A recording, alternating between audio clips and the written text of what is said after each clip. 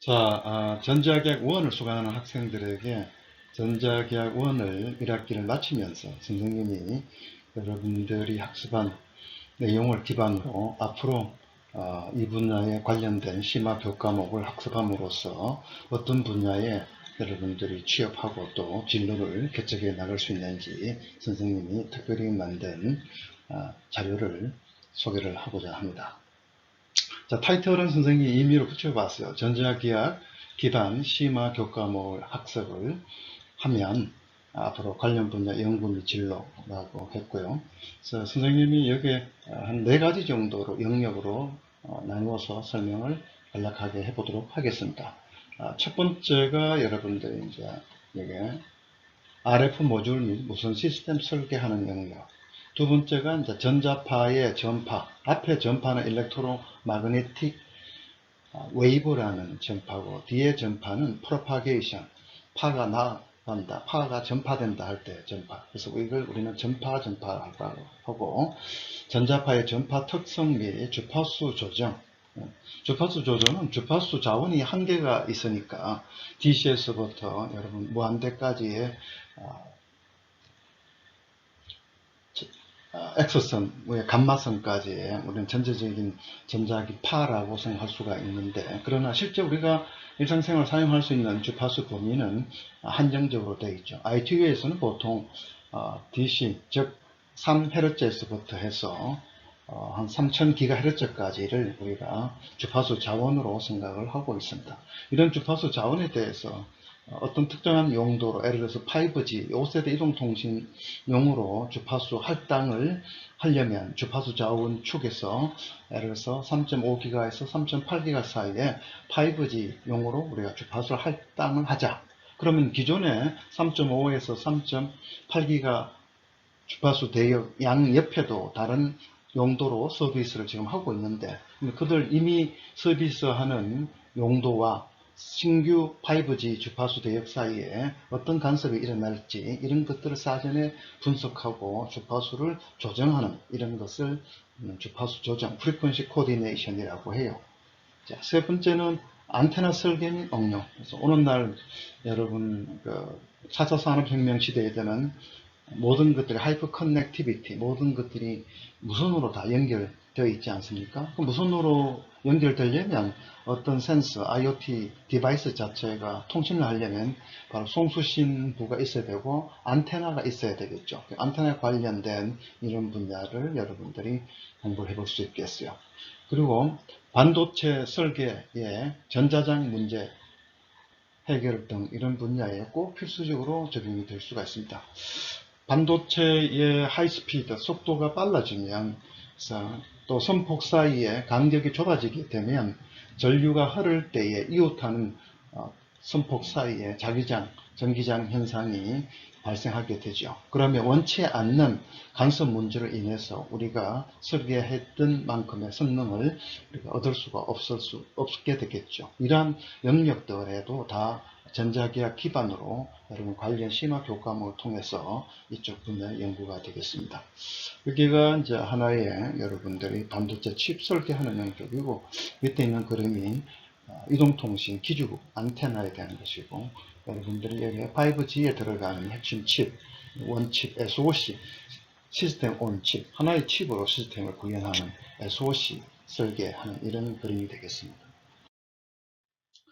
자, 그러면 전자기학을 기반으로 해서 심화교과목을 앞으로 2학년 2학기부터 4학년 때까지 계속 관련 교과목을 들으면 도대체 어떤 분야에 여러분들이 취업을 할 수가 있고, 또 어떤 분야에 좀 더 석박사 과정으로 여러분 학문을 더 연구할 수 있는지, 우리 전자공학과의 교과목 설계를 기준으로 해서 선생님이 이 그림 한 장으로 설명을 하고자 합니다. 자, 타이틀은 RF, 라디오 프리퀀시라고 그러죠. 라디오 프리퀀시는 보통 300MHz에서 한 300GHz 주파수 대역을 우리는 라디오 프리퀀시라고 하고, 그런 주파수 대역에 그 다음 무선 시스템, 와이리스 시스템 설계, 그 다음에 SoC, 시스템 온 칩, 하나의 송수신부, 베이스밴드, 모뎀 모든 것들을 하나의 칩으로 안테나까지 설계해서 하는 걸 SOC 설계를 하죠. 이런 분야의 취업과 진로를 여러분들이 희망을 한다면 학업 역량 강화에 필요한 교과와 미교과 설계에 대한 예를 선생님이 그림 한 장으로 나타냈습니다. 자, 위에 있는 요게 있는 거를 우리는 1번이라고 밑에 있는 것을 2번의 교과목을 4학년 때까지 필요한 교과목을 적어놨습니다. 자, 첫 번째 위에 있는 1학년 때부터 4학년까지 교과목은 궁극적으로 여러분들이 여기에 보면 RF 무슨 시스템, SOC, 칩 설계 엔지니어가 되고자 희망을 할 때 핵심적으로 전자계약을 출발해서 여러분들이 관련 교과목을 4학년 때까지 들어야 되는 교과목을 선생님이 여기에 나열해 놨습니다. 자, 첫 번째 IoT 및 과학기술 문서 작성. 여기에는 기술적인 설명보다는 IoT가 뭔지, IoT를 하기 위해서 여러분들이 어떠한 기본적인 관련된 학습을, 전공 학습을 해야 하는지, 그리고 하드웨어와 소프트웨어 이런 시스템의 설계에 대한 기본적인 그런 개념들을 여기에, 그리고 어떻게 IoT가 응용이 되고 있으며 IoT를 활용하는 측면에 있어서 서비스 할 때의 여러 가지 보안이라든가 이런 센스 설계 모든 것들을 여기서 여러분 일부 소개를 하고 있고, 그 다음 과학기술 문서 작성은 여러분들이 바로 논문을 쓰고자 또는 어떤 학술대회에서의 프레젠테이션을 할 때 여러분들이 발표 자료를 어떻게 만들며 프레젠테이션 스킬을 어떻게 여러분들이 해야 하는지, 그리고 또한 회사에 취업할 때, 그리고 여러분들이 포트폴리오나 이력서나 자소서를 작성할 때 어떻게 여러분들이 해야 되는지를 선생님이 여기에 1학년 1학기 때 설명했고요. 그 다음 지금 여러분들이 전자계약 1이라는 교과목을 듣고 있지 않습니까? 그래서 전자계약 1은 전기장과 자기장의 정전기장, 정자기장에 대한 이론을 지금 공부를 하고 있죠. 그래서 지금 여러분들은 전체 교과목 1장에서 4장까지 교과목을 생각해 보면 1장은 기본적인 전자기장에 대한 이해고 2장은 3장과 4장, 전기장과 자기장을 하기 위해 필요한 수학적인 도구들을 지금 전자계약 1 교재 2장에서 공부를 하고 있죠. 수학적인 공부를 했지 않습니까? 특히 벡터의 미적분에 대한 다이버전스나 그 다음에 컬이라든가 라플라시안 등등 이런 것들이 직각좌표, 원통좌표, 부좌표 여러분들이 공부하는 데는 그렇게 쉽지는 않았을 거로 여겨집니다. 그래서 이 어려운 이런 수학 베이스로 전자계약 1을 공부를 하고 나면 도대체 앞으로 이 교과목을 연계해서 다음 교과목을 심화 과정을 뭐를 들으면 어떤 분야에 취업을 할 수 있을지 궁금하잖아요. 그래서 선생님이 미리 그에 대한 여러분들의 청사진을 좀 제시하고자 만든 자료라 생각하면 됩니다. 2학년 2학기 때의 기초전자 실험을 여러분들이 선생님과 같이 공부를 하게 됩니다. 그 다음 3학년 때 가면 3학년 1학기 때는 전자계약 2를 이번 전자계약 1을 공부를 했다면 전자계약 2를 3학년 1학기 때에 바로 시간에 따라 변하는 전기장과 자기장을 여러분 이론을 전자계약 2에서 공부를 하게 됩니다. 전자계약 1과 전자계약 2를 이제 공부를 하고 나면 이제 무선 통신을 하기 위해서 기본적인 그런 이론적을 어느 정도 여러분들이 갖췄다라고 이제 이해를 하면 되고요. 그 다음 또한 무선 통신 시스템을 블락으로 구성을 할 때 각 블락별로 IF에서 RF 안테나까지에 해당하는 그런 모듈들을 설계할 수 있는 그런 기본적인 지식을 이제 함량을 했다. 이렇게 이해를 하면 되겠습니다. 그래서 3학년 2학기 때 IoT 무선통신 시스템, 과거에는 마이크로파공학 또는 초주파공학이라는 교과목으로 개설이 됐습니다만 지금은 동일한 내용으로 IoT 무선통신 시스템으로 설계가 됐습니다.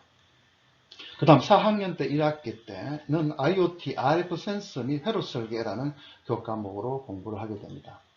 그 다음 전자계약 1, 그 다음 전자계약 2, 그 다음에 IoT 무선통신 시스템, 이 세 가지의 이론을 다 총망라해서 전체적으로 복합적으로 여러분들이 RF 엔지니어가 되기 위한 실제적인 내용들을 심화 학습 수준으로 여러분들 이론과 실습과 설계를 해보는 교과목이 바로 IoT RF 센서 및 회로 설계라는 교과목이 되겠습니다. 4학년 2학기 때는 이동통신공학을 통해서 2G, 3G, 4G, 그리고 최근에 5G까지의 이동통신에 대한 핵심적인 이론과 관련된 기술, 그리고 실제 어플리케이션, 이런 분야들에 대한 학습을 하게 됩니다. 이렇게 하고 나면 이제 기본적으로 여러분들의 RF 무슨 시스템 SOC 설계 엔지니어가 되기 위한 기본적인 학부 수준의 교과목을 이제 학습을 했다 보면 되겠습니다. 자, 그런데 밑에 보면 2라는 영역의 4학년까지에 보면 X축으로 4학년까지 1학년 때 여러분 뭐를 공부를 해야 되느냐, RF 무슨 시스템 SOC 설계 엔지니어가 되기 위해서는 여러분들이 바로 필요한 1학년 때 소프트웨어 프로그래밍 하는 교과목을 1학년 때 듣죠. 그 다음 공학수학 또는 공업수학 미적분에 대한 이런 미분적분학에 대한 바로 수학적인 백그라운드가 필요합니다. 이 수학적인 백그라운드가 여러분들 전자기행 1에서 바로 여러분들 꼭 필요하게 적용이 됐잖아요. 그래서 미적분이나 공학, 수학을 어느 정도 잘 학습한 친구들은 전자기행 1을 공부함에 있어서 크게 애로사항은 없을 걸로 여겨집니다. 그럼 2학년 때 되면 이제 뭘 공부해야 되냐? 바로 여러분 회로 이론 1, 2, 디지털 공학이나 반도체 공학을 여러분들이 바로 RF 무슨 시스템, SOC 이쪽 우리가 이러한 엔지니어로 여러분들이 크기 위해서는 진로를 구축하기 위해서는 밑에 2번 영역에 해당하는 교과목들이 학년별로 여러분들이 해야 되는 교과목들입니다. 전자회로 및 실험 1, 2라고 하는 이 교과목이 3학년 때 지금 개설이 되고 있죠. 그래서 RF 회로를 설계한다는 것은 결국은 전자회로의 기본적인 회로 이론이나 이런 이론들이 바탕으로 해서 회로를 설계하기 때문에 이런 교과목들이 여러분들이 열심히 학습을 해야 한다 이런 얘기입니다. 그리고 4학년 때는 여러분 반도체 소자공학이라든가 캡스톤 디자인 이런 것들을 접목을 해서 결과적으로 우리가 RF 무슨 SOC 엔지니어 되기 위해서 2번 영역으로 필요한 교과목들이 핵심적으로 여러분들이 학습을 심도 있게 해야 합니다.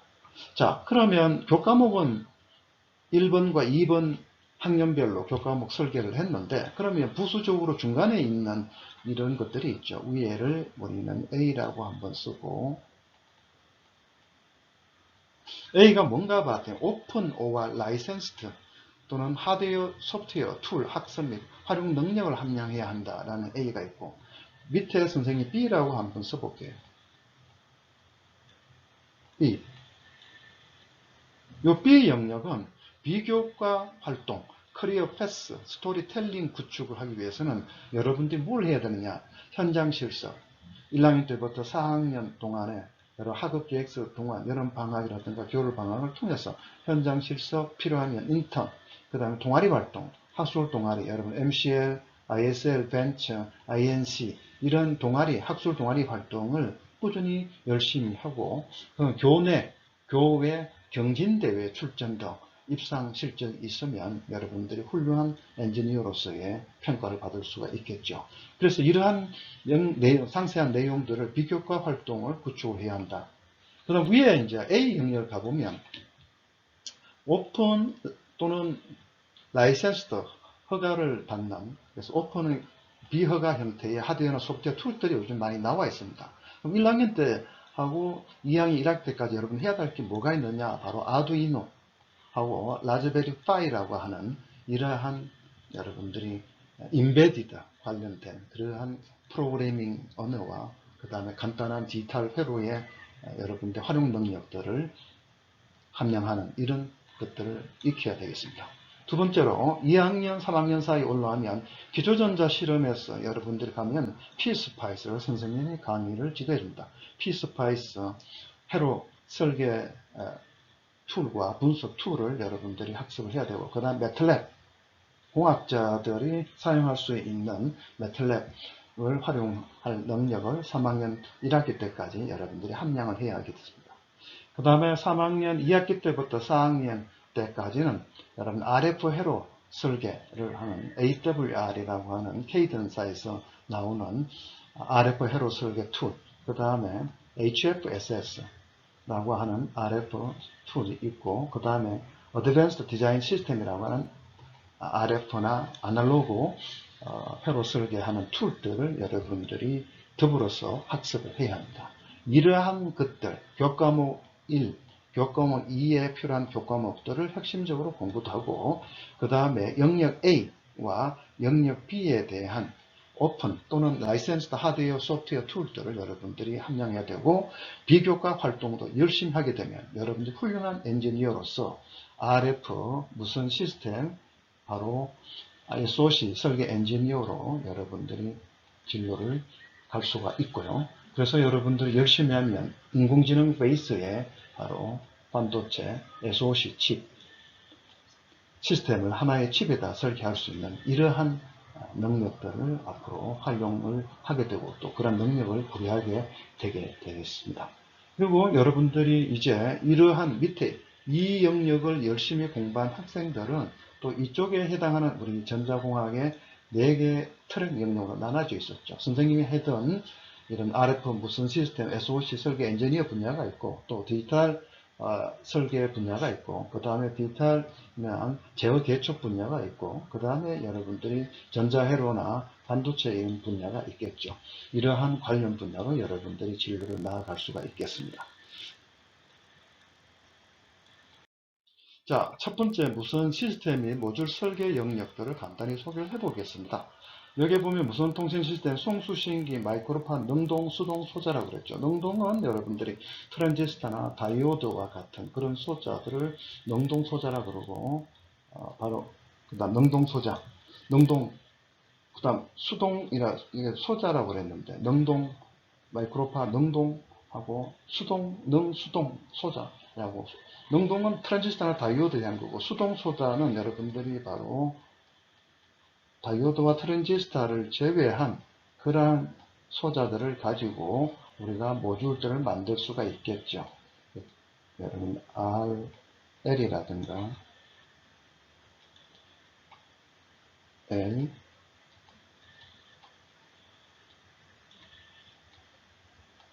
그 다음 C라도 마찬가지입니다. 급해지다 C, 이런 것들 능동 수동 소자라고 보면 되겠습니다. 자, 여기 보면 전체 보면 여기 안테나가 있습니다. 안테나가 여기 있고, 안테나의 신호가 들어올 수도 있고 나갈 수도 있겠죠. 안테나의 신호가 들락날락 이렇게 받을 수가 있죠. 여러분 간단하게 핸드폰 단말기라고 보면 되겠습니다. 그래서 전체적으로 보면 안테나에서 신호가 들어오면 저잡음 정폭기에 거쳐서 필터도 거치고, 블룬이라고 임피던스 매칭해주는, 그 다음 믹스라고 하는 것이 있고, 그 다음에 여기 오실레이터 발진기를 만들 수가 있겠죠. 그 다음에 또 필터가 들어가고, 여기에 나와 있는 튜닝회로서 여러분들이 또 다운 컨버전 해주는 오실레이터를 설계할 수 있고, 필터, 그리고 복제회로, 여기가 바로 디모듈레이터, 여러분 디모드라고, 디모드, 디모듈레이터라고 하는 디모드라고 보면 되겠습니다. 바로 복조부가 되겠습니다. 그럼 변조부, 모듈레이터의 신호가 이제 올라오면 바로 임피던스 매칭을 해주고, 전력 정폭기, 그 다음에 아이솔레이터, 그 다음에 결합기 커플러, 그 다음에 여기 이제 두플렉스를 거쳐서 안테나로 신호가 들어가서 전자파가 바깥으로 나가게 되겠습니다. 그럼 전체적으로 색깔을 좀 바꾸어서 전체로 보면, 그러면 전자기학 기반 심화 교과목을 앞에서 설명했던 그런 것들을 공부하고 나면 어떤 것 영역들을 여러분들 할 수가 있느냐, 바로 이러한 영역들을, 이 전체들을 여러분들이 관심 있는 부분에 엔지니어나 전문가가 될 수가 있다, 이렇게 보면 되겠습니다. 그래서 나머지 변조라든가 그 다음에 여기 디모듈레이터 복조 부분은 디지털 신호 처리라든가 모뎀을, 통신을 전공하는 영역들이라 보면 되겠습니다. 자, 그 중에 이제 RF 모듈 설계에 선생님 간단한 몇 가지만 설명해 놨습니다. 실제 제작된 마이크로 스트림 라인으로 이런 필터와 같은 것들을 설계하는 이런 영역이 RF 필터에 대한 영역이 되겠고요. 그 다음에 이제 트랜지스터, 여기 보면 갈륨 FET 트랜지스터 다이ode, 갈륨 아스나이드 FET 트랜지스터를 활용해서 정폭기, 저잡음 정폭기를 만드는 LNA, 로우 노이즈 앰플리파이어 LNA라고 하는 정폭기를 설계하는 이런 것들이 바로 RF 모듈 영역이 되겠습니다.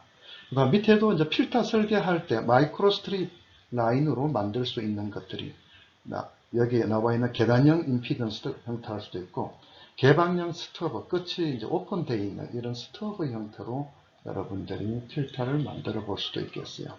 그 다음에 이렇게 결합설로 이렇게 커플링이 일어나는 서로 커플링을 일어나게끔 만들어서 하는 이런 형태를 우리는 결합설로 대역 통과 필터, 밴드 패스 필터. 이건 헤어핀, 머리를 꼽는 핀처럼 생겼다 해서 U자처럼 생겼죠. 이렇게 U자처럼 이렇게 생긴 헤어핀들을 연결을 통해서 이렇게 필터를 만들어 볼 수 있는 이런 것들이 바로 RF 모듈, 트랜지스터와 다이오드를 이용한 능동소자일 수도 있고, 그 다음에 RLC를 이용한 수동소자로 모듈들을 만들어 볼 수 있는 영역이 되겠습니다.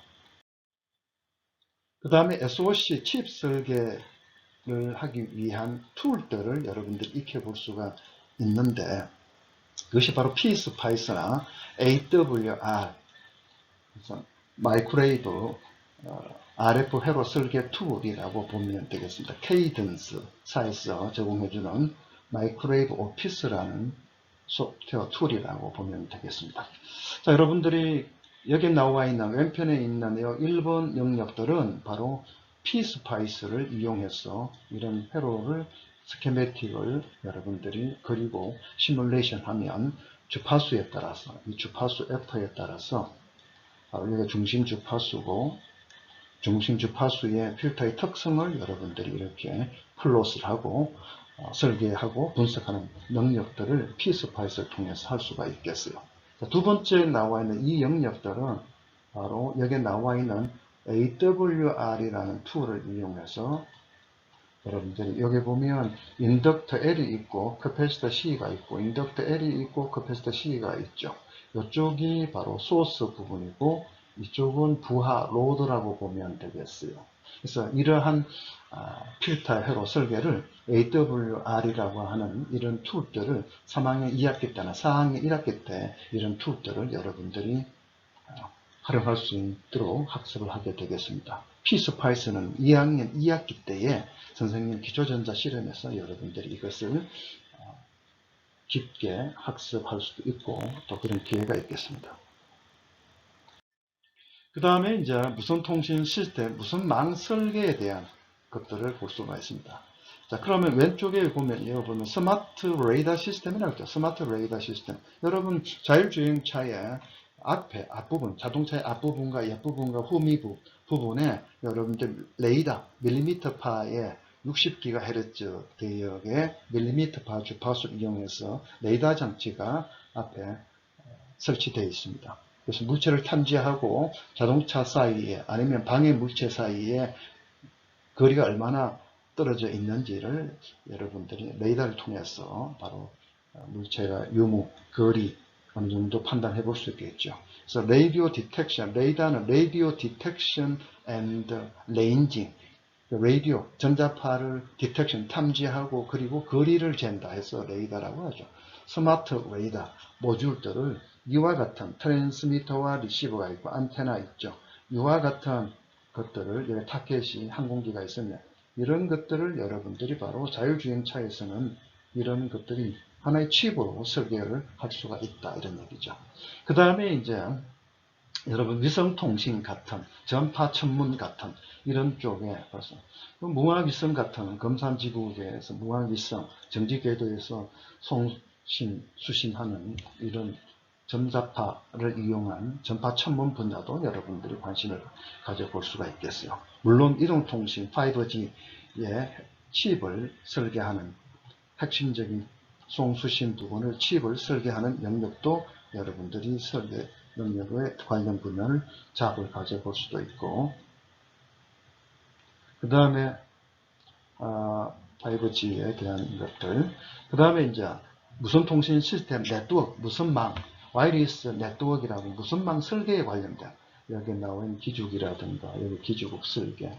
그 다음에 여기 이제 자동차와 통신하게 하는 이런 통신 네트워크 설계라든가 머신 투 머신 사이의 사물 인터넷 통신 이런 모든 것들의 스펙트럼을 쉐어링하는 스펙트럼을 공유하는 이런 형태 스몰 셀 영역 이런 무선망 설계를 하는 영역에 여러분들이 또 관심을 가지고 이쪽 분야에 연구를 할 수가 있겠습니다. 또 하나의 간단한 예로는 여러분들 무선 전력 전송인데 여러분 핸드폰을 무선으로 차지하잖아요. 그래서 여러분들이 AC 전원에서 나온 신호가 여러분들이 여기 송신기라고 하는 트랜스미터 코일을 여기 교류 신호로 흘려주면 자기장이 형성이 되잖아요. 이 두 사이에 커플링이 일어나서 수신기에도 코일을 이렇게 감아 놓으면 여러분들이 여기에 바로 천장에 실링에 있는 팬을 여러분들 구동해 볼 수가 있겠죠. 그래서 바로 무선으로 이렇게 전력을 전송해 주는 이런 형식이 되겠습니다. 이와 같은 것은 자기 유도 방식. 그래서 이것은 바로 이런 변압기 1차 코일에 전류가 흐르면 2차 코일에 자기장이 형성돼서 유도 전류가 흐르는 그런 원리가 바로 유도 기전력 EMF라고 일렉트론 모티브 포스라고 하는데 바로 변압기 원리가 바로 자기 유도 방식의 무선 충전이 되겠습니다. 여기 나와 있는 이런 형태. 그럼 자기 공진 방식이라고 하는 것은 여기 전원부가 있죠. VS. 그러면 여기에 이제 교류 신호가 흐르니까 여기 코일이 형성이 되고 여기에 코일과 여기 캐패시터 C가 있어. 여기 L이 있고 C가 있으면 LC 공진 회로가 발생하겠죠. 공진 주파수 F0는 2파이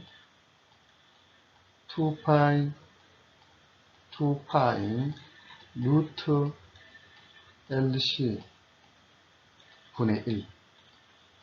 여기서 파이는 3.14가 되겠습니다. 파이 3.14. 그래서 공진 주파수로 하면 여기도 마찬가지로 동일한 L과 C를 공진 주파수를 동일하게 해놓으면 전자파가 여기에 공진이 돼서 여기에 정류기를 거쳐서 우리가 부하의 전력을 받을 수가 있겠죠. 그래서 물론 먼 거리를 전송할 수는 없으나 그러나 수미터 이내에는 바로 레조넌트 인덕티브 커플링을 통해서 여기 바로 우리말로 하면 자기 공진 방식이고 위에는 변압기 방식이라서 자기 유도 방식 이렇게 구분을 해볼 수가 있겠습니다. 그 다음에 전파 및 주파수 조정에 대한 영역에 여러분들이 또 전문 분야나 취업을 해볼 수가 있겠습니다. 첫 번째는 전파 특성 및 모델링이라고 그랬죠. 여기에 전류가 AC 전류가 여기에 흐른다. 그래서 위쪽으로 전류가 흐르죠. Z축이라 합시다. 그럼 Z축으로 전류가 흐르게 되면 여러분들은 이쪽이 X축이고 이쪽이 이제 Y축이라고 해봅시다. 그러면 여러분 암페어 법칙에 의해서 엄지손가락으로 전류의 방향을 가리키고 오른손이 나머지 오른손가락을 4개 손가락 도선을 감싸는 방향으로 자기장이 이렇게 형성이 되겠어요. 이렇게 돌아가겠죠. 그러면 자기장의 시간에 따라 변하면 주변의 전기장의 시간에 따라 변하고 그 다음에 다시 전기장의 시간에 따라 변하면 주변에 자기장이 또 생기고 그 다음 주변의 자기장이 시간에 따라 변하면 전기장, 자기장 이와 같이 전자파가 생성이 되겠습니다. 전자파가 자유공간에 순수한 자유공간에만 전자파 방해 없이 전파만 되는 그런 무선 송수신기가 있을 수 있겠죠. 예를 들어서 위성통신 같은 경우에는 지상에 있는 지구가 전기궤도의 36,000km 높이에 약 있는 무화 위성 사이에는 두 개의 안테나가 서로 마주 보도록 되어 있죠.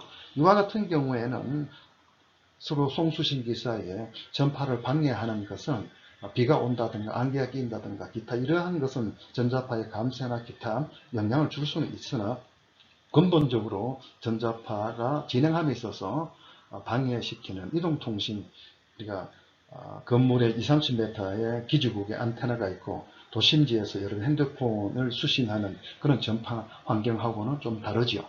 그런데 그러한 것을 전자파의 전파 특성을 우리가 예측하고 모델링하는 분야의 전자기학과 관련 심화 교육 과목을 들음으로써 여러분들이 이런 분야에 연구할 수 있다. 이렇게 이해를 하면 되겠어요. 여기에 기지국이 있습니다. 베이스 스테이션 있고 여기에 물질의 전자파가 여기서 색깔을 바꿔서 설명을 해보도록 하겠습니다. 자, 그래서 여러분들 여기 전파가 이렇게 날라오면 여기 부딪히잖아요. 그러면 다시 여기 핸드폰에 이렇게 올 수가 있겠죠. 그 다음에 직접 나무와 같아 이런 나무를 뚫고 들어와서 패스에 나무가 있으니까 전자파에 감쇄가 생기는 경우가 생기고, 그 다음에 여기 이제 빌딩에 있을 때에 이렇게 반사가 돼서 이렇게 오는 세 개의 패스가 있죠. 나무를 거쳐서 오는 경우, 두 번째는 디프렉션이라서 회절 현상에 건물의 꼭대기에서 굴절이 돼서 오는 경우 회절 현상, 회절. 그 다음 세 번째는 리플렉션, 반사가 돼서 건물 벽에 부딪혀서 오는 이런 세 가지 패스 경로가 이게 바로 핸드폰의 수신이 되겠죠. 이와 같은 도심지나 아니면 시골, 세미 어반 같은 이런 부도심지의 시가지나 또 교외 지역에서의 전파 특성이 어떻게 되는지 이런 것들을 연구하는 영역이 바로 전자파의 전파의 특성 모델링 영역이 되겠어요. 그럼 예를 들어서 남산타워에 송신소가 있습니다. 그러면 여러분들이 여기에 분당이나 아니면 안양의 남산타워에서 송신되는 전자파가 직접 이렇게 도달한다고 할 때 거리가 좀 20, 30km, 10km 또는 20km 좀 떨어져 있잖아요. 그러면 송신소에서 전자파가 어떻게 이게 전파 특성이 이게 모델링이 돼서 우리가 안테나에 수신되는 세기를 예측해 볼까, 이런 것들이 바로 전파 특성에 대한 모델이 되겠고요. 그 다음에 여기에 여러분들 통신, 바로 커뮤니케이션 세트라이트, 여러분들 여기에 위성 통신을 해서 가서 다시 반대편에 이렇게 오는 이런 모델링 같은 웨이브. 그래서 전자파가 땅 표면으로 위로 지나가는 여기 그라운드 웨이브가 있고, 그 다음에 전리층이라고 해서 아이노스피어, 이온화되어 있는 지상에 한 20km에서부터 한 100km 정도 높이 사이에 전리층이 있습니다. 전리층을 통과할 때에 감쇄도 일어나고 전자파의 전파 특성, 폴라리제이션 등등 여러 가지 편파가 달라질 텐데, 이런 것들이 다 모델링. 즉 얘기를 해보면은 지상에서 이동통신 모델링 같은 경우, 그 다음에 위성통신 같은 모델링 하는 항공기와 같은 이런 모델링, 그 다음에 이동통신보다는 좀 더 큰 남산타워에서 TV 송수신 이런 모델링, 이런 것들을 여러 다양하게 생각해 볼 수 있겠죠. 또 5G 같은 5세대 이동통신의 어반, 도심지에서의 스몰 셀, 작은 셀에 대한 여기에 바로 셀의 기지국의 안테나가 있습니다. 이 안테나로부터 도심지의 여러 가지 빌딩들이 여기 있잖아요. 이런 빌딩들의 전파 특성이 어떻게 되는지 이런 것들을 예측해주는 그런 프로그램을 개발하고 전자파의 모델링을 개발하는 이런 영역들이 바로 한 예가 될 수 있습니다. 그 다음에 5G 5세대의 밀리미터 웨이브, 우리나라에서는 한 28기가 정도의 5G에 28GHz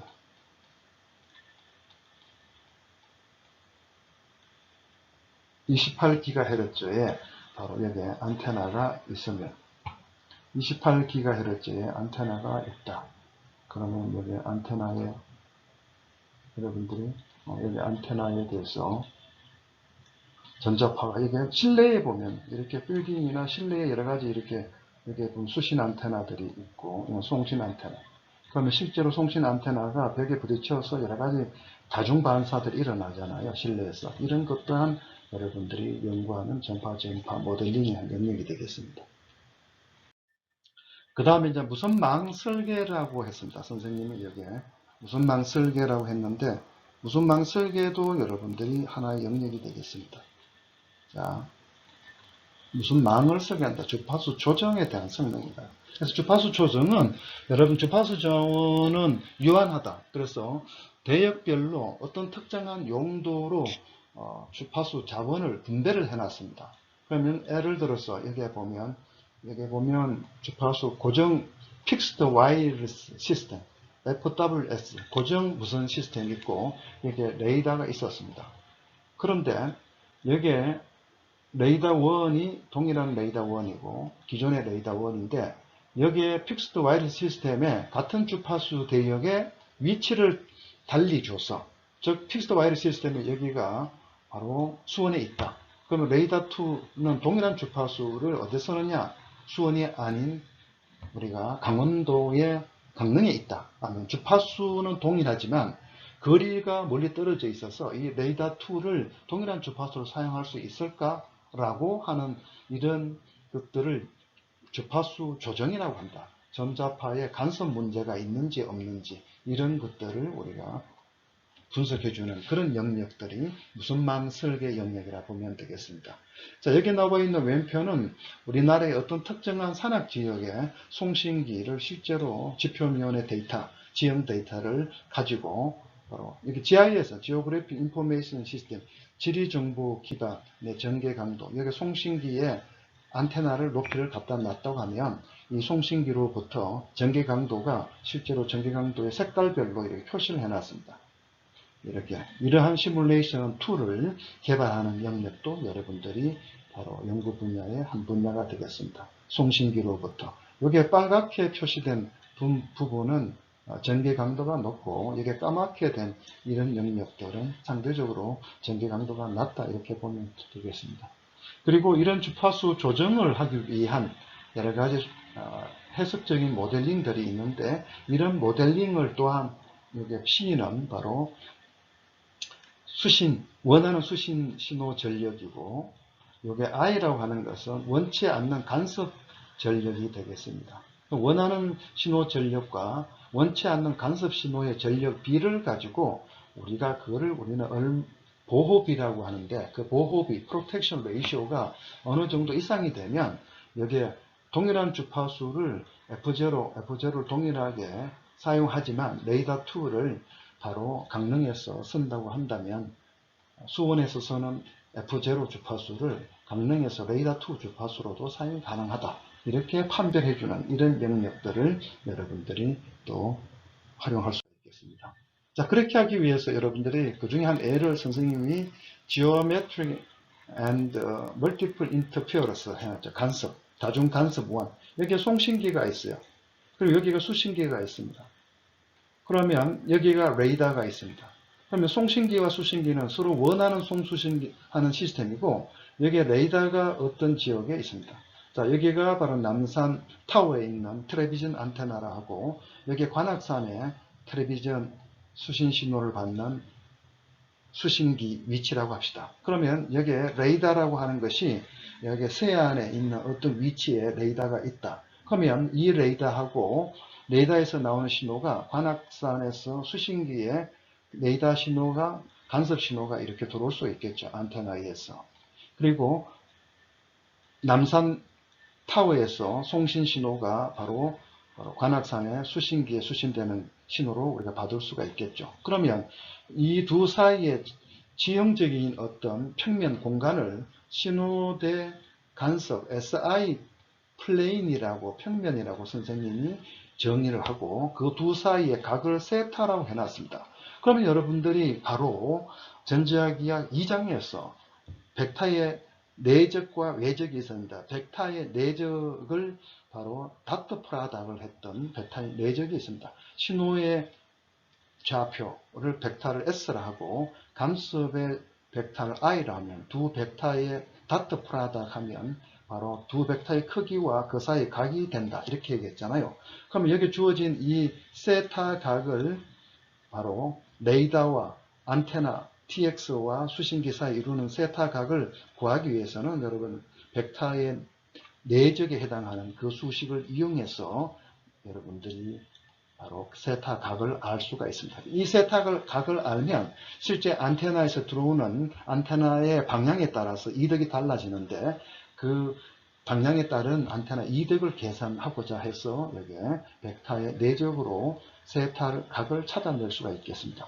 자, 그러면 동일한 개념으로 확장을 해보는 거죠.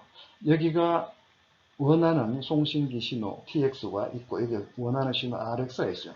그 다음에 이제 레이더가 있습니다. 간섭 1, 레이더가 될 수도 있고 다른 무슨 시스템이 될 수도 있습니다. 간섭, 인터피어런스 I1, 그 다음에 I2, 그 다음 IN, n번째 해당하는 IN, 이런 걸로부터 각각의 세타 1에서부터 세타 n을 다 계산해낼 수가 있겠죠.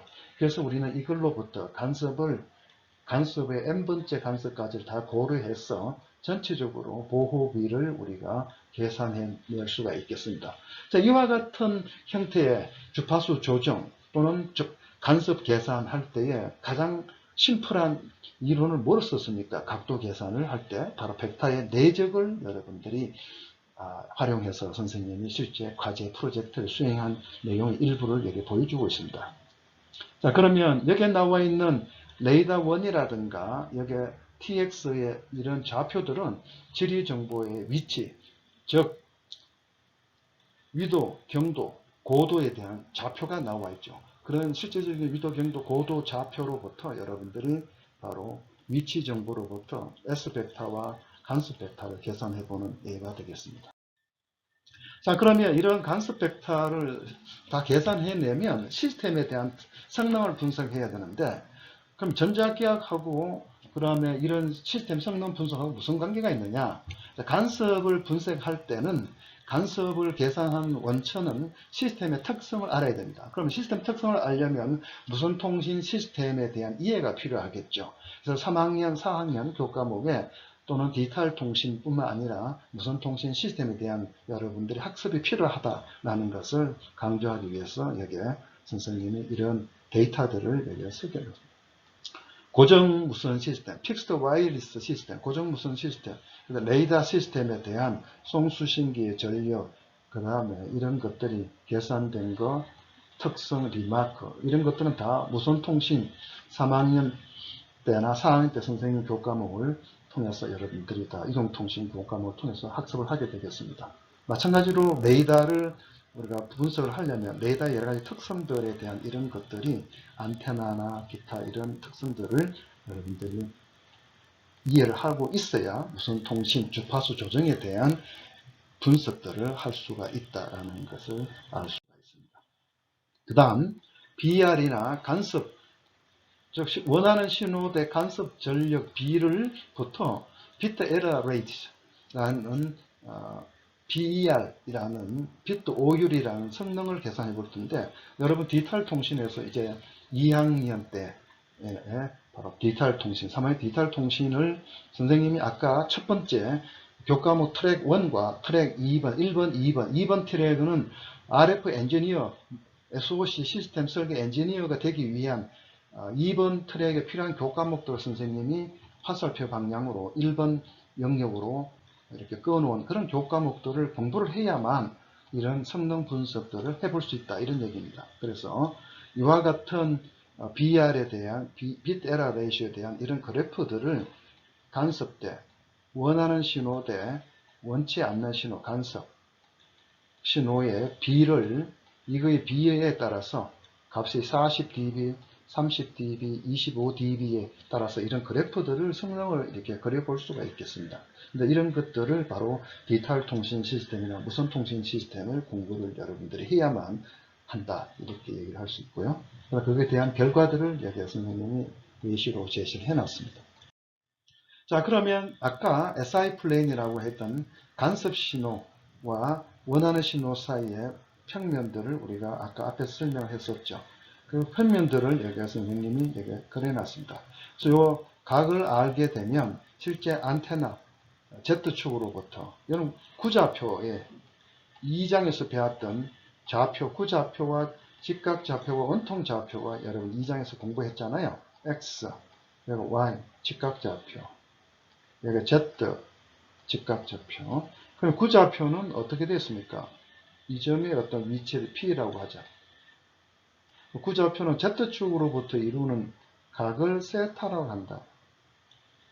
그러고 이 P점을 XY 평면에 Z축에서 빛을 쪼이면 XY 평면에 그림자가 P점의 그림자가 XY 평면에 나타나겠죠. 그걸 여기라고 가정하면 X 원점에서부터 이 점까지 선을 쭉 그었을 때 X축으로부터 이루는 각을 여러분들이 구좌표에서의 방위각 P라고 한다. 이렇게 얘기했잖아요. 그래서 이러한 좌표에 대한 이런 것들이 바로 여러분들이 2장에서 배웠던 것들을 실제로 이렇게 구좌표에 대한 직각좌표에 대한 이런 걸로 여러분들이 선생님이 좌표 변환 다 해놨잖아요. 파이 2, 파이 1 이런 송신기와 수신기 사이 레이더가 있다. 그러면 즉 Z축으로부터 이루는 각을 세타 1, 여기는 세타 2가 되고 레이더는 세타 2까지가 되겠죠. 여기까지. 파이 1, 파이 2 이런 걸로부터 실제로 안테나의 특성에 따라서 바로 안테나의 특성에 따라서 안테나의 여기 엘리베이션 앵글, 아지뮤스 앵글이라고 하는데 여기에 레이더의 안테나라고 하는 것은 일반적으로 펜슬 빔이라고 한다. 펜슬, 연필. 연필은 여러분 앞이 뾰족하잖아요. 원추 모양으로 이렇게 뾰족하게 생겼죠. 그래서 빔이 바로 굉장히 샤프합니다. 여기 영도에서 보면 영도에서 뾰족하게 되어 있고 각도가 증가함에 따라서 안테나 이득이 이렇게 감소 급격히 이렇게 줄어든다는 것을 알 수가 있어요. 그래서 좌우로 원점을 기준으로 좌우로 영도잖아요. 좌우로 대칭이 된다. 그래서 펜슬 빔이 된다는 것을 빔 자체가 굉장히 이렇게 생겼다 이렇게 보면 되겠어요. 뾰족하잖아요. 레이더의 안테나의 빔. 그래서 이런 빔일 때 여기서 계산했던 퍼사이나 세타1, P1 이런 방위각과 안각, 방위각과 안각에 대한 걸로부터 여러분들이 안테나의 15도 정도가 된다. 그럼 15도가 갖는 안테나 이동은 어느 정도가 되느냐? 그때 이동에 해당 각도에 따라서 여기에 나와 있는 간섭 전력들을 이렇게 표기해 볼 수가 있겠습니다. 마찬가지로 최대 허용해 줄 수 있는 레이더 신호에서 들어오는 최대 허용할 수 있는 각도에 따라서 어느 정도 떨어져 있어야 되는지 이런 것을 단순한 여러분 벡터의 내적의 그 원리를 가지고 바로 실제적으로 이렇게 활용하고 있다는 것을 여러분들에게 보여줄 수 있는 한 단면이 되겠죠. 그 다음 여기에서는 선생님이 했던 그 결과에 안테나가 아까 레이더처럼 펜슬 빔이 아니고 이동통신처럼 안테나의 빔이 이렇게 생겼어요. 이렇게 조각지 모양처럼 이렇게 생겼죠. 이런 형태. 그 다음 여기에는 안테나의 모양이 0도를 기준으로 이런 형태로 이러한 형태의 빔이 생겼죠.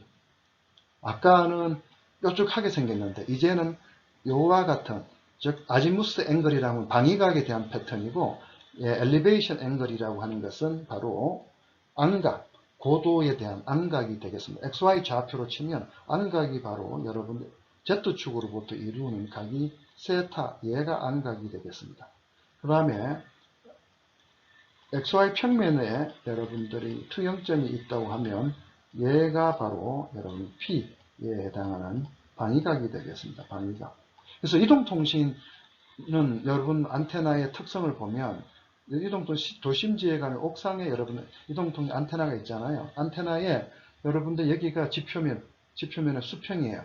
지표면에서 아래쪽으로 지표면일 때 가장 안테나 이득이 크고 각도 10도나 20도 쪽으로 가면 여러분들이 안테나 이득이 좀 줄어든다. 이런 걸 알 수 있어요. 그러나 마찬가지로 안테나가 여러분들이 비행기를 타고 김포공항이나 인천공항 이렇게 하다 보면 어느 정도 고도까지는 바로 여러분들이 안테나의 이득들이 있어서 핸드폰에 수신이 됩니다. 그러나 더 이상 올라가면 안테나의 안각에 대한 이득들이 줄어들어서 핸드폰에 수신이 되지는 않죠.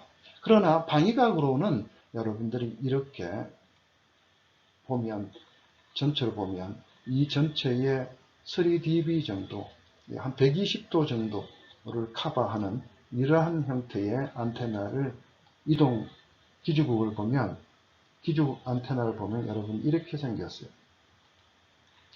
자, 기주국을 보면 자, 기주국이 중앙에 기주국이 있다 합시다. 원을 하나 그려볼게요. 자, 여기가 기주국이 있다. 그러면 기주국에서 실제로 안테나가 기주국 주변에 여러분들 그림 사진을 보면 기주국에 보면 뒤에 가서 기주국 안테나가 있는데 120도씩 이렇게 커버하게 해놨어요. 예를 들어서 이게 120도, 여기도 120도, 여기도 120도. 그래서 세 개의 120도 합치면 360도가 되겠죠. 섹타를 알파 섹타, 여기를 베타 섹타, 여기를 감마 섹타라 해서 이러한 안테나 패턴을 세 개를 이렇게 이런 식으로 해서 비주국의 안테나 패턴을 만들고 있어요. 그럼 일반적인 안테나 형태일 때의 간섭 계산은 여러분들이 각각의 안각, 엘리베이션 안각과 아지무스 방위각에 따라서 간섭에 들어오는 간섭, 안테나 이덕에 따라서 간섭 전력이 달라집니다. 그래서 일반화된 형태도 이렇게 적용해 볼 수가 있다. 그게 배경은 뭐다? 바로 벡터의 내적을. 자, 이어서 세 번째 안테나 설계 및 응용에 대한 분야의 설명을 좀 하도록 하겠습니다. 첫 번째 안테나 이론 및 설계라는 주제에 대해서. 자, 여러분들이 여기에 보면 다이폴 안테나라 그래서 여러분들의 길이가 전체 길이는 반파장 2분의 람다로 되어 있어요. 그래서 람다 over 2에서 2분의 람다. 그런데 양쪽으로 길이가 4분의 람다. 4분의 1씩 해서 전체로 보면 2분의 람다 형태로 길이가 되고요. 그래서 동축 케이블의 안쪽에 동축 케이블 보면 안쪽에 인너 컨덕터가 이렇게 생겼죠. 전자기학의 동축 케이블에 대해서 여러분들 커패시턴스 C도 여러분들이 전자기학 3장에서 구해봤고, 그 다음 바깥쪽에 이제 아우터 컨덕터에 대한 도체가 이렇게 돼 있죠. 선이 좀 삐뚤어졌는데 이거를 좀 교정을 좀 해볼게요.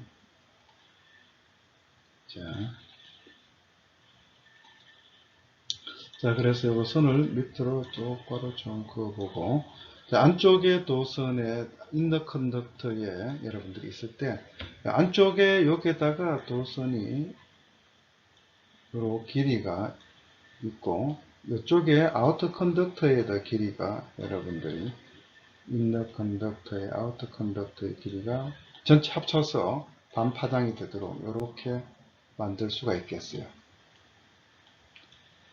2분의 L랍니다. 반파장 길이. 물리적으로 양쪽의 길이가 좀 차이는 있지만 전체가 똑같다고 생각하고 2분의 람다라고 생각합니다.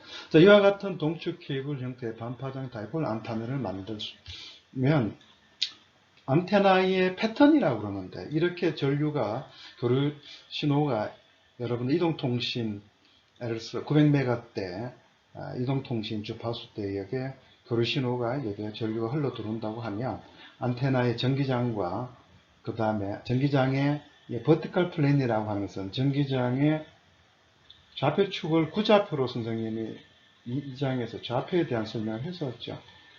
전기장 패턴을 우리가 안테나를 하면 전기장, 자기장 패턴을 우리가 그리게 되는데, 일반적으로 전기장 패턴을 하나를 그리면 자기장은 쌍수 관계가 있으니까 그냥 전기장 패턴을 그리게 되겠습니다. 구좌표에 여러분들 이메일 점은 P점이라고 하면 이것이 구좌표의 세타가 되고, P점을 XY 평면에 투영을 한다고 하면 이 그림자가 있답시다. 그럼 X축으로부터 이루는 이 각을 우리는 방위각 P라고 합니다.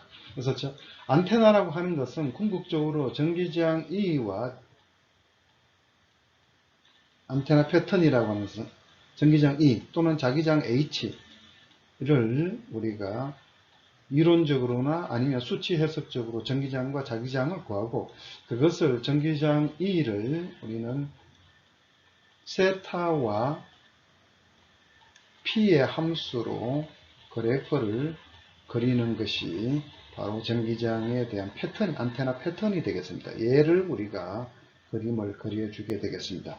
전기장을 제곱하면 바로 전기장 크기 E를 크기를 제곱을 하면 뭐가 되느냐? 바로 얘가 바로 전력이 됩니다. 파워, 전력.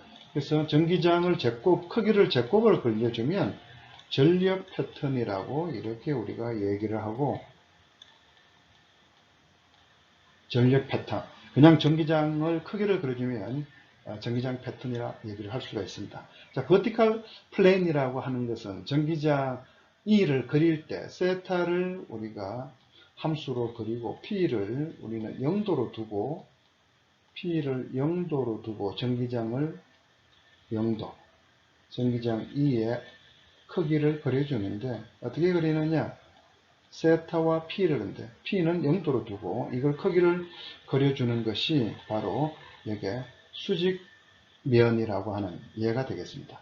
자, 허리전탈 수평면이라고 하는 것은 전기장 E 패턴을 그릴 때 전기장 E를 우리가 그릴 때 어떻게 그리느냐? 전기장 E가 너무 크게 전기장 E를 그림을 그릴 때 우리는 이제 세타는 90도로 두고 세타 이퀄 세타는 90도로 고정을 시키고 90도 P를 변수로 해서 우리가 그래프를 그려주는 것을 바로 호리존탈 플레인의 전기장 패턴이라고 얘기를 하게 되겠습니다. 그럼 다이폴이라고 하는 이러한 형태에 생긴 안테나는 바로 전기장 패턴을 버티컬 플레인과 바로 호리존탈 플레인 이 두 개를 합쳐서 안테나 패턴을 신시사이즈 해주면 3차원 라디에이션 패턴이 갖게 되겠습니다. 자, 여기서 보면 이쪽이 Z축이 되겠어요. 이쪽이 Z축이 되고 자, 좀 똑바로지가 않는데 다시 그려볼게요. 정확하면 다이폴 안테나의 방향이 얘가 Z축이 되고 얘가 Z축으로 이루는 각이 바로 세타가 되겠습니다. 자, 그 세타가 0도가 되는 것은 바로 이 Z축이 되는데 Z축 방향으로는 전기장이 제로가 되겠습니다. 이 Z축 상향. 세타가 커질 때, 세타가 90도일 때가 전기장이 가장 커진다는 것을 여러분들 여기 보면 커진다는 것을 알 수가 있죠. 커진다는 것. 그래서 그리고 방위각 패턴이라고 하는 호리존탈 플레인은 얘는 방위각 패턴이라 하고 버티컬 플레인은 안각 패턴이라고 우리가 얘기를 하겠습니다. 그래서 우리는 전자기학 1, 2를 배우고 또 관련된 심화 교과 과정들을 3학년, 4학년 배우고 나면 여러분 안테나를 이론에 대한 학습과 설계를 하는 그런 분야의 일을 해볼 수가 있겠습니다. 여기는 폴디드 다이폴 안테나라고 해서 아까 여기까지가 돼 있는 여기까지가 4분의 반파장 다이폴 안테나가 여기 하나가 있어요. 요렇게 생긴 거, 요 하나. 그런데 이쪽에 하나 더 색깔을 바꿔서 선생님이 설명을 해 볼게요. 여기가 또 하나 더 요렇게 겹쳐서 하나 더 있죠. 그래서 여기가 폴디드, 겹쳐진 다이폴 안테나 두 개가, 두나가 바로 겹쳐져 있다. 여기 연결되어 있고. 그래서, 안테나라고 하는 것은 회로적으로 생각해 보면 동축 케이블을 전송선이라고 생각하고, 전송선 끝단에 여러분들이 바로 부하가 이렇게 안테나가 연결되어 있다. 이렇게 모델링을 해볼 수가 있겠어요. 그래서, 복사 저항이라고 하는 안테나의 복사 저항을 크게 함으로써 우리가 안테나의 전력을 공간상에 크게 내보낼 수가 있습니다. 자, 여기에 부하가 회로적으로 생각해 보면 여기 부하 Z, 임피던스, 안테나, A가 안테나, 여기서 안테나를 들여다본 이 전체를 들여다본 이 안테나 임피던스가 GA예요. GA. 그러면 동축 케이블이 쭉 와서 끝에 안테나가 연결되어 있지 않습니까? 그래서 이와 같은 경우에 우리가 이게 전송선 특성 임피던스를 G0라고 하면 부하에서 반사 개수 감마를 우리가 3학년 때 교과목에 부하에서 반사 개수 감마 L을 계산해 볼 수가 있겠어요. 이 감마 L을 계산해내면 부하에 전달되는 파워 P 로드는 바로 입사하는 파워 전력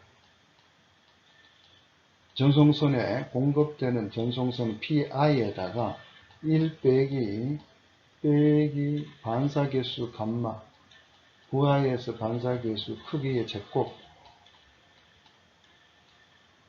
만큼의 부하의 전달이 파워가 전달이 되겠어요. 전달되는 파워. 그래서 반사계수가 0으로 이 반사계수 감마가 부하에 전달되는 파워가 입력 파워와 똑같이 되려면 반사계수 감마일이 0이 돼야 되잖아요. 얘가 0이 돼야 되잖아요. 0이 돼야만 부하에 전달되는 파워가 입사하는 전력하고 똑같겠죠. 그래서 우리는 임피던스 매칭이라는 이런 이론들을 3학년 때 여러분들이 또 공부하게 되겠습니다. 그래서 이 단순히 전자계학 원투 기반으로 전자계학 관련된 교과목만 공부하는 것이 아니라 회로의 이론도 알아야 되고 여러분들이 전자회로에 대한 이론도 알아야 되고 이와 같은 여러 가지 교과목들의 학습이 같이 이루어져야 된다는 것을 알 수가 있겠죠. 그 다음에 이제 코리니아 안테나 한 예를 들어서 설명을 합니다. 여러분들이 선배가 우리 강남대 전자공학과의 석사 학위를 받은 정혁이라는 선배의 석사 논문에 대한 얘기를 간단히 하고자 합니다. U라고 하면서 마이크로라는 것을 표기를 마이크로를 U라고 표시합니다. 마이크로 스트립 안테나라고 합니다. 그래서 여기에 나와 있는 실제 기존에는 동축 케이블로 나와 있는 여기에 나와 있는 이 모양의 안테나입니다. 이런 안테나를 코리니어 안테나라고 합니다. 여기에 나와 있는 모양 써 있죠. 여기에 나와 있는 이 모양하고 요거랑은 서로 같은 개념의 모양이라고 보면 되겠어요. 동축 케이블을 안쪽에 있는 컨덕터를 바깥에 실든 아우터 컨덕터에 연결하고 또 같아서 또 한 단계 지나가면 안쪽에 있는 컨덕터를 바깥에 아우터 컨덕터, 그러면 이것의 아우터 컨덕터를 안쪽에 있는 컨덕터 연결하고 서로 번갈아 가면 계속 이런 식으로 만든 형태를 바로 실제 제작한 안테나를 코리니어 안테나라고 합니다. 코리니어. 그래서 이런 코리니어 안테나를 기존 동축 케이블로 이렇게 만들거나 아니면 여러분들이 와이어로 이렇게 만들거나 아니면 이와 같은 형태로 기존에 만들던 것을 마이크로 스트립으로 안테나를 코리니어 안테나를 제작해보자 라고 해서 석사 논문 주제로 여러분 선배 정혁군이 수행했던 내용이 되겠습니다. 그래서 실제로 안테나 설계 툴을 여러분들이 아까 HFSS라든가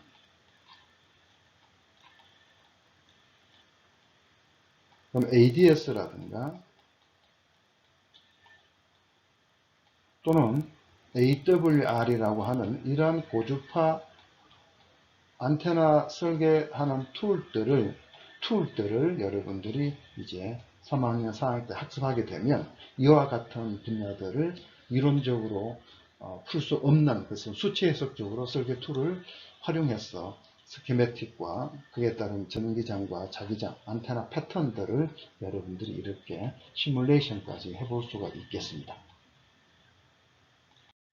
자, 실제 만든 ISM 밴드. ISM 밴드는 Industrial Scientific Medical Band라고 선생님이 여러분들 IoT 및 과학기술 문서 작성 1학년 1학기 때 ISM 대역, 사물 인터넷에 네트워킹하는 주파수 대역 중에 ISM 대역으로 활용하는 그런 근거리 무선 통신 기술들을 소개한 바가 있죠. 거기에 나와 있는 ISM 대역은 우리가 보통 쓰는 와이파이 주파수가 2.4기가 기가헤르츠가 우선 우리나라에서 지금 많이 쓰고 있죠. 기가헤르츠. 그래서 2.4기가대에 아까 코리니아 안테나 마이크로스트립 형태로 만든 것이 바로 실물 제작이고 여기에 나와 있는 것은 안테나의 실제 패턴 측정한 것입니다. 메저먼트, 엘리베이션 패턴과 아지무스 패턴을 주파수 2.4, 2.44, 2.48 해당하는 중심 주파수 2.44GHz로 두고 세 가지 색깔별로 여러분들이 측정된 결과들을 여기 보여주고 있습니다. 그래서 다이폴 안테나는 방위각 패턴으로는 반경이 거의 일정하죠. 여기 반경이 지금 일정하죠. 크기가. 반경 크기가 일정하다. 아까 앞에서 선생님이 설명했던 다이폴 안테나의 특성을 설명한 바가 있죠. 반경이 일정한데 거의. 이 방위각은 센터에서 보면 여기 센터에서 보면 중심의 센터에서 보면 제일 큰 부분 있죠. 이 부분이 바로 여기에 해당하는 이 부분이 되고 그래서 안각 패턴은 안각은 영도라고 하는 부분에 이 부분이 가장 지금 크고 그 다음 위로 올라갈수록 이쪽으로 내려갈수록 안테나 패턴 세타가 되는데, 세타가 안각 쪽은 이론적으로는 여기가 완전히 0으로 떨어져야 되는데 그렇지 않고 실제 제작해 보니까 이렇게 특성이 얻어졌죠. 그래서 다이폴 안테나에 대한 실제 제작에 대한 것을 매저먼트하고 시뮬레이션 결과를 여기에 보여주는 이런 형태를 해볼 수가 있습니다. 자, 그 다음에 이제 안테나 측정을 하기 위한 시스템, 장치도 개발할 수도 있고, 그에 따른 소재라든가, 그 다음에 하드웨어나 소프트웨어 개발을 하는 분야에 선생님 연관해서 설명을 해볼 수 있습니다. 자, 여기 보면 여러분들이 여기에 이런 형태의 안테나는 여러분들이 구경을 이미 한 바가 있을 텐데, 여러분 자기 집 옥상에, 동네에 옥상에 보면 바로 옥상에서 TV 안테나에 야기 안테나, 이런 형태의 안테나가 있는 걸 아마 구경했을 거예요. 그래서 이 만든 안테나 언더 테스트라고 하는 것은 내가 시험용으로 만든 안테나고, 여기에 나온 TX 안테나는 기본적인 참고 기준이 되는 안테나를 만들어서 여기서 송신을 합니다. 송신을 하면 전자파가 이렇게 날라오겠죠. 그러면 여기 수신을 한 다음에 수신 안테나의 전기장이 아까 패턴, 안테나 패턴, 이 면 패턴과 그 다음에 이 면의 세타와 P에 대해서 우리가 아까 앞에 그림을 그렸잖아요. 전기장 E와 E의 크기를 안각과 방위각에 대해서 우리가 전기장 패턴을 측정을 하기 위한 그런 실험 장치가 바로 여기에 무반사 실험실이라고 합니다. 안테나 무반사 실험실. 그럼 여기 안테나 무반사 실험실에 벽면에 붙어 있는 이런 물질들 있잖아요. 이런, 여기 보면 이렇게 생겼죠.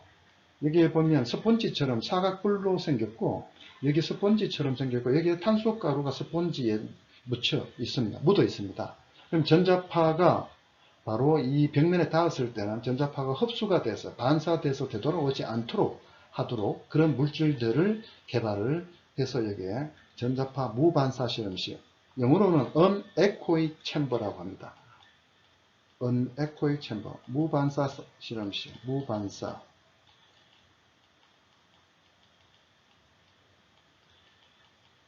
무반사 실험실이라고 우리는 얘기를 합니다.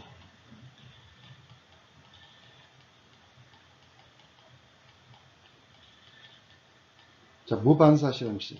일반적으로 이동통신 회사들은 SK텔레콤 같은 경우에도 이와 같은 무반사 실험실도 가지고 있고, 한국전자파에 관련된 그런 연구소들도 이런 무반사 실험실, 크기는 다르지만 또 일반적으로 안테나 제조 회사들도 다 가지고 있습니다. 자, 실제 안테나를 무반사 실험실을 그림으로 그래서 여기 송신 안테나, 여기 수신 안테나 해놨죠. 그래서 턴테이블로 수신 안테나가, 왜냐하면 여기 보면 세타가 안각이고 P가 여기 방위각이잖아요.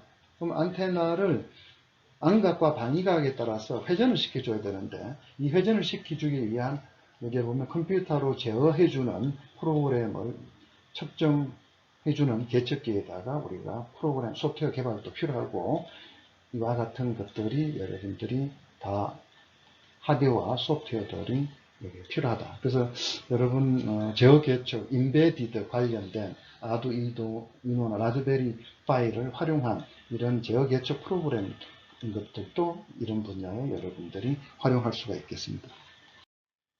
그 다음에 안테나 시뮬레이션 학습 툴이 필요한데, 여러분들 벽면에 붙어 있는 이런 바로 여러분들 지하나 아니면 큰 쇼핑몰 같은데 이런 벽면에 안테나가 붙어서 외부에서 기지국의 신호가 직접 지하에 있는 여러분들이 시설물에 전파의 세기가 직접 도달하지 않잖아요.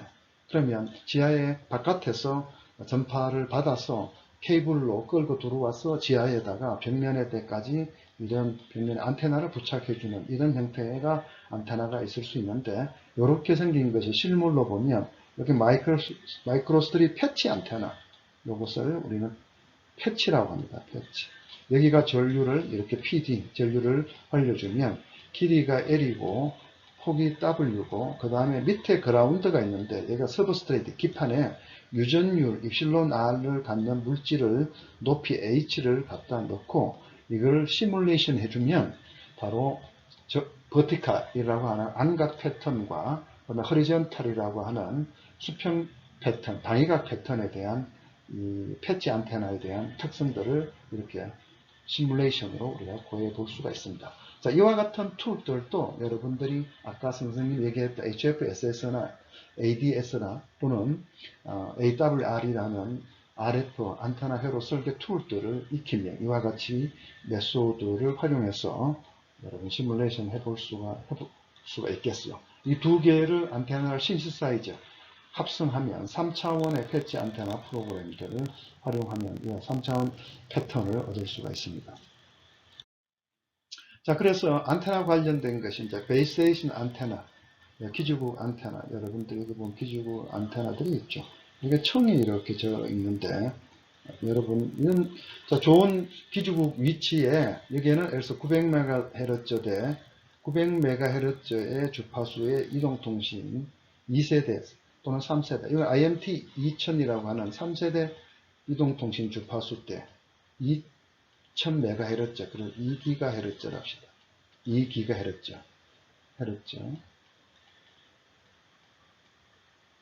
이거는 900MHz.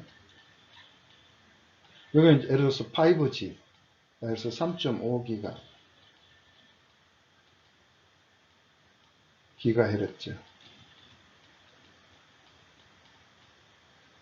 자, 하나의 위치에, 기지국에 설치한 위치가 전파 환경상 가장 좋은 위치라고 생각이 되면 여러분들이 수직으로 이렇게 안테나를 수직으로 다시 높이를 달리해서 이렇게 다중으로 안테나를 설치할 수가 있겠습니다. 자, 기지국 안테나의 허리존탈, 방위각 패턴과 그 다음에 버티칼, 바로 안각 패턴에 대한 형태의 그림을 여기 그려져 있습니다.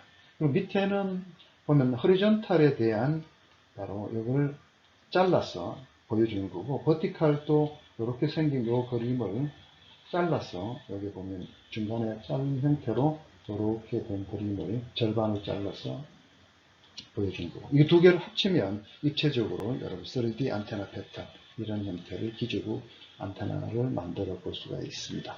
자, 이와 같은 것도 다 전자기학 기반의 관련 심화 교과목들을 학습하면 이런 분야에 여러분들이 엔지니어로서 또 연구개발 전문가로서 여러분들이 종사를 할 수가 있겠습니다. 자, 실제 앞에서 선배가 만든 그런 안테나의 측정된 안테나 패턴 같은 시뮬레이션 패턴과 측정 패턴 이런 것들을 다양하게 할 수 있죠. 여기서는 비교적 깨끗하게 이렇게 나왔지 않습니까? 이런 것을 이제 시뮬레이션 패턴이라고 보면 되겠어요. 기주국에 대한 이런 안테나. 자, 그래서 이제 마지막으로는 SOC에 대한, 그래서 전자기학 1, 2, 그리고 3학년, 4학년 때 관련 교과목, 또 그리고 기본적으로 대학원 가서 여러분들이 이 분야에 여러분들이 석사나 또 박사 학위를 받게 되면 바로 시스템 온 칩, 하나의 시스템을 송수신부를 하나의 칩에다 설계하는 이런 분야에 여러분들이 종사를 할 수가 있겠고, 또 전자장 문제라고 하는 것은 반도체 칩에 설계할 때 주파수가 높으면 바로 선폭 사이에 거리가 가까워져서 전기장과 자기장의 간섭 문제가 생기죠. 이런 것들을 다 해결을 하려면 바로 전자기학 기반의 심화 학습, 심화 교과목과 석박사 과정 등을 여러분들이 하게 되면 이런 문제들 해결을 할 수도 있고, 그런 분야의 전문가로서 여러분들이 일을 할 수가 있겠습니다. 첫 번째 SOC, 트랜시버 시스템. 트랜시버는 TX 송신기와 수신기, 트랜스미터와 리시버에 합쳐서 트랜시버라고 하는 송수신부 시스템. 자, 여기 보면 이제 안테나가 나와 있는 부분이 여기 있습니다. 그리고 한쪽은 파워 앰프라고 하는 이쪽 패스가 있죠. 이쪽 패스는 바로 여러분들이 여기 송신 패스라고 보면 되겠어요. 그리고 아래쪽 패스, 위에 있는 이쪽 패스는 수신기 패스가 됩니다. 리시버 패스. RX, 여기는 송신기 TX 트랜스미터 패스가 되겠습니다. 자, 이와 같은 모든 이런 모듈들이 있지 않습니까? 색깔을 좀 바꿔서 선생님 설명을 해볼게요. 이런 모듈들, 이런 믹스라든가 이런 필터라든가 저런 앰프, 여기도 앰프가 있고 필터도 있고 여기 나와 있는 이런 스위치라든가 그 다음에 전력 정폭기 같은 이런 것들을 다 여러분들 2로 설계할 수 있는 이론과 그리고 시뮬레이션 툴을 이용해서 설계를 하게 되면 반도체 전문 칩 회사에다 여러분들이 전체적인 이 파일을, 설계된 파일을 의뢰를 할 수가 있겠죠. 그래서 파운드리를 갖고 있는 회사에다가 설계 칩을 넘겨주면 바로 이것을 설계했는 파일을 넘겨주면 파운드리, 반도체 칩을 제작을 해주는, 주문형 반도체를 제작해주는 회사에서 이걸 칩으로 구현해주겠죠. 그와 같은 형태로 만든 것이 여기 하나의 일종의 엑시노스 칩, 삼성 엑시노스 칩이라고 했죠. 삼성 9820 SoC 칩, 5GHz, 예, RF 칩, 또 5GHz가 아니고 여기 5세대 5세대 이동통신 RF 칩, 송수신부 칩이 지금 설계된 칩의 사진을 보면 되겠습니다. 그리고 이와 같은 유형의 이런 것들을 하나의 칩으로 구현하기 위한 MEMS라든가 센서하고 액추에이터 같은 IoT 할 때 이런 MEMS 칩으로 센서를 만들잖아요. 또 그 다음 RF 송수신부, RF 안테나와 옵티컬 광 패스를 만들 수 있는 이런 부분, 그 다음에 아날로그 RF 부분, 여기에 나와 있는 이런 부분들이 다 아날로그의 형태에 해당하는 부분이라고 보면 되겠어요. 여기에 나와 있는 이 부분들. 아날로그에 대한 부분, 여기는 이제 안테나에 대한 부분과, 그 다음에 나머지 이런 디지털 블락 부분, 이런 것들이 하나의 칩으로 만들어야 되잖아요. 그래서 이런 걸 SoC, 시스템 온 칩이라 하고, 그 중에 트랜시버에 관련된 부분은 바로 여러분들이 선생님이 얘기하는 전자기학을 기반으로 한 심화 교과목들을 여러분들이 계속 학습을 하게 되면 이런 분야의 하나의 칩으로 설계할 수 있는 그런 역량을 가질 수가 있겠습니다. 그 다음에 이제 EM, 일렉트로마그네틱 플라블렌 SoC 칩, 아까 시스템 온 칩을 설계할 때 반도체 분야에도 하이스피드 메모리에서도 마찬가지로 EM 문제가 생깁니다. EM 크로스톡이라고 그러는데 이걸 우리는 누화라고 한다. 누화, 이런 문제들이 생긴다. 반도체 칩에 사진이 나와 있고, 자, 관심 있는 것들이 여러분들이 쭉 이런 문제들을 어떻게 할 것인가 라는 이렇게 패키징 할 때 레이어라든가, 그나 본딩, 범프 패드라든가, 실링 링이라든가, 메탈 필이라든가, 디카플링 캐패시터라든가, 이런 모든 것들이 주파수가 높으면 이런 문제들이 다 발생할 수 있고, 이런 것들이 다 EM, 일렉트로마그네틱 문제라고 우리가 정리를 하고 있죠. 이런 걸 해석을 하려면 바로 전기장과 자기장, 전자기학 기반에 관련된 여러분들이 심화 교과목들과 연관이 있다. 이렇게 이해를 하면 되겠습니다. 자, 그래서 다시 앞에서 선생님이 얘기했던 것이 다시 한 번 더 그림으로 설명을 하고자 뒷장에 들어 있습니다. 그래서 여러분들이 궁극적으로 하고자 하는 영역은 여기 보이죠? RF 무선 시스템이나 SoC 설계 분야에 취업 및 진로를 하고자 하는 친구들은 학업 역량 강화에 필요한 교과와 비교과의 설계를 선생님이 보여준 건데, 궁극적으로는 뭘 하고자 하느냐 해서 적어놨죠. RF 무슨 시스템 SoC 엔지니어가 되고 싶다.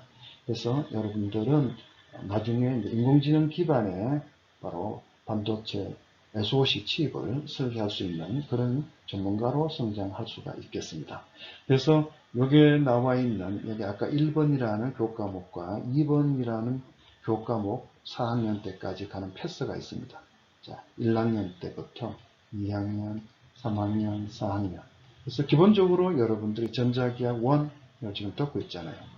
전자기학 2, IoT 무선통신 시스템은 여러분 3학년 때, 4학년 1학기 때 IoT RF 센서 및 회로 설계를 4학년 1학기까지 듣고, 이동통신공학은 4학기 듣죠.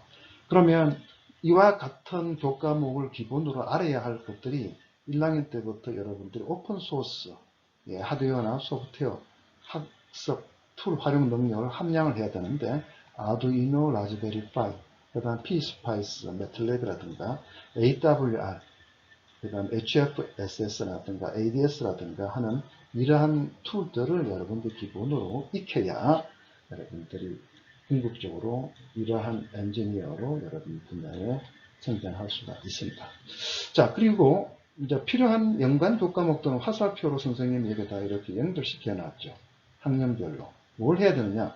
바로 소프트웨어 프로그래밍, 미분, 적분, 공업수학이라든가 이런 공학수학, 디지털 회로 뿐만 아니라 회로 이론 1, 2, 회로 이론을 기본적으로 잘 알아야 되겠죠.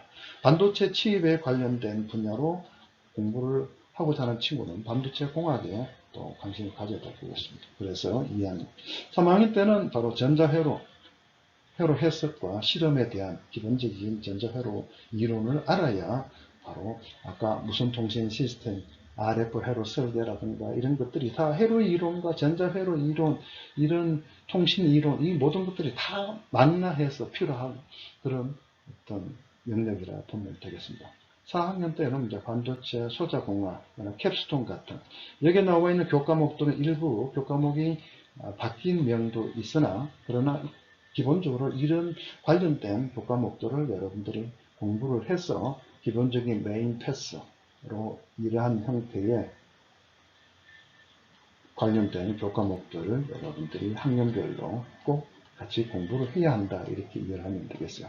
자, 그리고 여기 보면 비교과 활동도 열심히 해야 합니다. 여러분들이 취업을 하려고 하면 비교과 활동, 커리어 패스나 스토리 텔링을 구축을 위해서 인턴, 현장 실습, 동아리 활동 나와 있는 이런 동아리 활동을 열심히 하고 교내외 경진대회 출전 등을 해서 입상 실적으로 여러분들의 커리어 패스나 스토리텔링 하는 그런 영역들을 하나씩 학년별로 갖추어가는 것이 꼭 필요하겠습니다.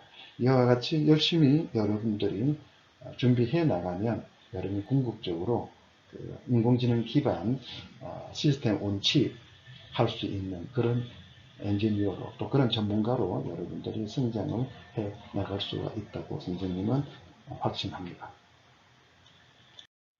네, 이상으로서 여러분들이 전자기학 1에 공부하고 다음에 대한 전자기학 2나 관련 교과목으로 앞으로 어떻게 나의 미래, 나의 진로가 결정이 될까 이렇게 궁금한 사항이 있을까봐 선생님이 미리 특별히 만든 동영상을 여러분들에게 소개를 하였습니다. 여러분 전체적으로 한 학기 동안 전자기학 1 수강한다고 수고 많았고, 자, 2학기 때는 기초전자 실험 교과목으로 통해서 PSpice를 또 학습을 하도록 하겠습니다. 여러분 감사합니다.